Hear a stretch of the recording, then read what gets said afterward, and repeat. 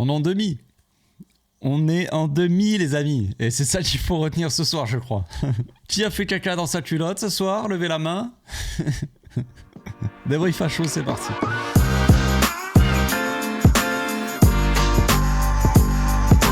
Au passage, n'hésite pas à nous rejoindre si c'est pas encore fait et à partager la chaîne autour de toi, ça fera plaisir à tonton. Eh ben, c'était une soirée de Ligue des Champions, j'ai envie de dire. On a failli revivre nos cauchemars, on va dire, passés des dernières années en Ligue des Champions.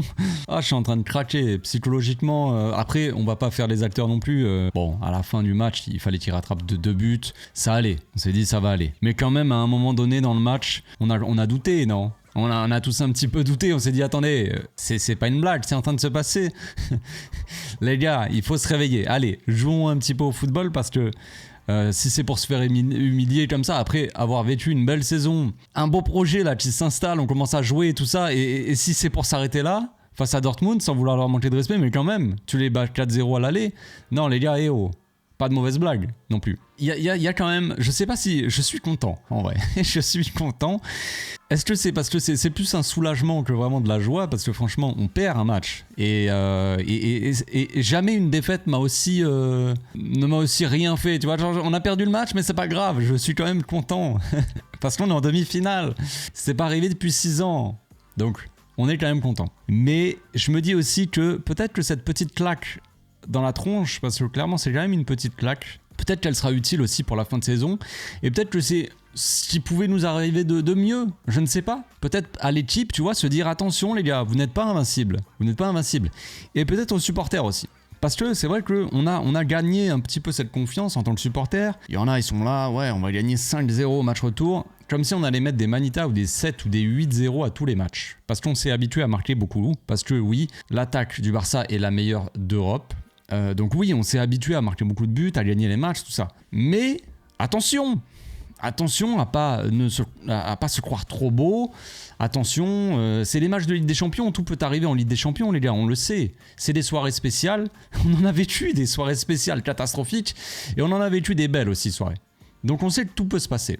Sur un match, il peut y avoir un peu de folie. Et dans ce match, on a vu un Barça avec et un Barça sans Pedri. Même si à la fin de match et tout, bon, c'est une fin de match, Dortmund il pousse, c'est normal. Mais quand même, quand Pedri est rentré sur le terrain, le Barça d'un coup s'est mis à avoir des phases de possession qu'il n'avait pas depuis le début du match. Qu'est-ce que c'est que cette histoire ?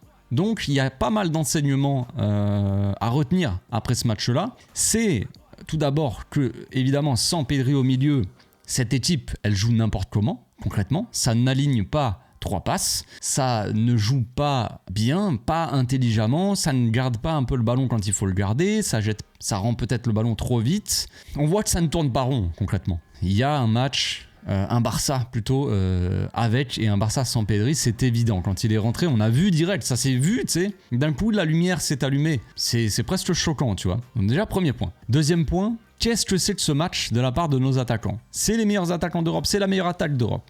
Rafinha, Lamine Yamal, Lewandowski. Bon, Lewandowski, en termes de participation dans le jeu, on sait que c'est pas, on sait que ce genre de match-là, c'est pas là qu'on l'attend, on va dire. On l'attend plus devant le but, tout ça. Donc à la limite, il nous fait quand même une dinguerie où il fait la passe à Fermin. À un moment, il est tout seul, il se retourne, il attend, il fait la passe à Fermin trop tard. Hors jeu, il y avait Lamine Yamal complètement seul. Ça, c'est pas normal, déjà.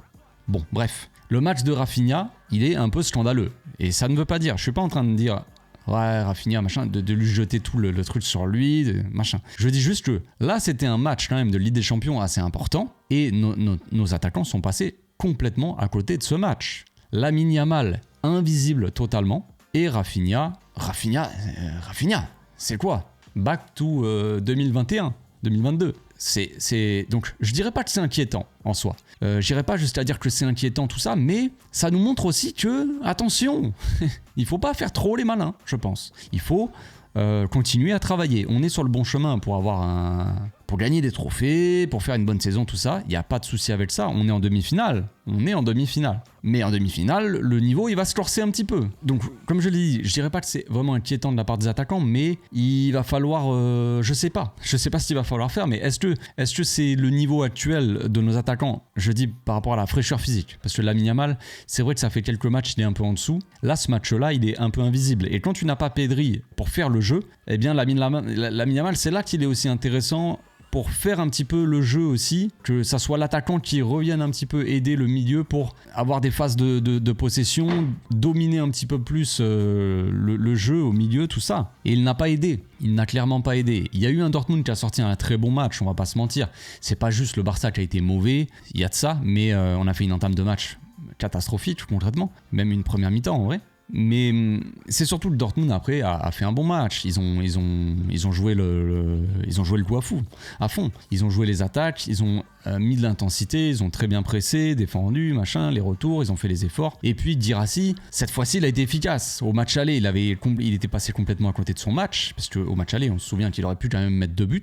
Et on a eu quand même, au final, on repense à ça, et c'est raté de Guirassy. Et je pense que Guirassy, il l'a encore en tête. Les supporters de Dortmund, ils se disent, si Guirassy n'avait pas fait ses gros ratés au match aller, bah ça aurait été quand même bien différent. Il y aurait peut-être eu prolongation, on sait pas, tu vois. C'est un beau rappel, je pense, que c'est un bon moment pour le Barça de se remettre un peu les idées en place et de se dire tout n'est pas acquis. On n'a rien gagné pour le moment et ce match le prouve. Il faut faire attention et continuer à bosser, tu vois, pour continuer à gagner tout ça. Voilà, bon. Après, c'est anecdotique, mais c'est la première défaite de l'année. Donc, c'est pour ça qu'il n'y a pas de catastrophe, machin. Moi, je trouve que le niveau et le choix de certains joueurs ont été catastrophiques. Je trouve que ce Barça-là, sans Pedri, c'est peut-être un petit peu inquiétant. C'est qu'un match, donc il n'y a pas à tirer des conclusions. On va pas dire le Barça, cette saison, sans Pedri. Non, c'est arrivé qu'un match. Donc, on va pas dire, tu vois, c'est pas une vérité générale, sur le long terme. Mais attention, il faut pas se voir trop beau, tout simplement, c'est tout ce que je dis, pas d'excès de confiance, même pour les supporters les gars, hein. On sait que on a acquis une certaine confiance. Moi-même, quand j'ai vu Pedri rentrer, j'étais serein. Au début, 2-0, je commence à faire un caca dans la culotte. Et puis Pedri rentre et je me suis dit c'est bon, tranquille, on va se qualifier. Bon, heureusement ils ont marqué contre leur camp, ils nous ont un petit peu aidés. D'un côté, Ronald aussi a fait une belle passe D aussi. Il les a aidés un peu aussi à marquer, à revenir. Mais en soi, quand Pedri est rentré, j'étais un peu plus serein. Mais ouais, comme je l'ai dit, hein, attention, il y a eu un match assez compliqué de la part des milieux, Gavi, Fermin. Après, il n'y avait pas de... J'ai l'impression que sans Pedri, comme je l'ai dit, en fait, au milieu, il n'y a pas de gars qui gère le jeu, en fait. Gère le tempo, oriente le jeu comme il faut. Et donc, le Barça, on dirait qu'il joue un petit peu à l'envers quand il n'y a pas Pedri. Si on avait mis Pedri avec Gavi ou Pedri avec Fermin, je pense que ça aurait été différent. Et peut-être que Fermin ou Gavi auraient fait un meilleur match. Maintenant, voilà, on ne peut pas tout baser notre jeu sur Pedri non plus. C'est pas normal en soi. Enfin, ça serait bien de pouvoir le faire aussi, de pouvoir jouer normalement, on va dire, même sans lui. Ça serait quand même quelque chose de... Ça serait bien de pouvoir le faire. Donc que dire de plus ? Franchement, il y a eu beaucoup d'actions, on a subi pas mal. Moi, ce qui m'inquiète, c'est pas forcément... Parce que quand on revoit un petit peu les buts qu'on prend, on prend un but sur penalty, un but sur corner... Et le troisième dans le jeu, évidemment, Gérard Martin qui se fait un peu laver, hein, concrètement laver, machine à laver sur le côté. Et là, Duranville qui est rentré, qui a mis le feu sur le côté. Bon joueur lui d'ailleurs, il avait déjà fait un gros match, je crois. Et puis après, Ronald qui, au lieu de dégager, il fait une passe à Guirassy. Bref, on va rien dire, on est qualifié, donc tranquille, mais bon, pas ouf. Mais donc... Les buts au final, c'est pas... On a subi. Moi, ce qui m'inquiète plus, c'est pas le côté défensif, même si tu vois qu'on est moins serein quand il n'y a pas Inigo Martinez en défense, tout comme le milieu sans Pedri, c'est différent, tout comme en attaque sans Lamine Yamal, c'est différent. Mais on l'a vu ce soir, il n'y avait pas Lamine Yamal, c'était différent en attaque. Mais ce qui m'inquiète, c'est plus justement l'attaque, en fait. Là, cette attaque-là, elle a joué un petit peu aussi, elle a fait un peu n'importe quoi.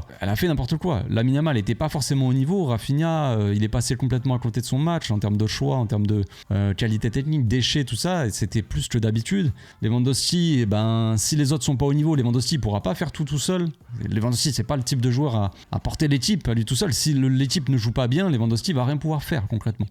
Et ça marche avec beaucoup de joueurs, évidemment. T'as des joueurs qui font le jeu et d'autres qui bénéficient de ceux qui sont là et qui sont bons du coup quand il y a les mecs qui font le jeu, quoi, tu vois, pour eux. Bref, c'est comme ça, c'est le football. Bon, forcément, Ronald pas fait un très bon match. Koundé aussi. Koundé est très fautif sur pas mal de buts parce que à chaque fois il est pas aligné. Il est fautif sur pas mal d'actions où il est jamais aligné en fait, à aucun moment. Sur le penalty par exemple, ça part d'une action où il couvre tout. Et on a une défense qui était assez mal alignée dans l'ensemble ce soir, franchement. Les latéraux étaient souvent plus bas que les centraux. Les centraux jouaient trop haut. Par rapport aux latéraux, il faut s'aligner. Si le latéral Ça joue du côté de Koundé. Si Koundé il est trop bas, Koundé a tendance à trop descendre aussi. Trop reculer, courir vers ses cages. Et du coup, il couvre trop.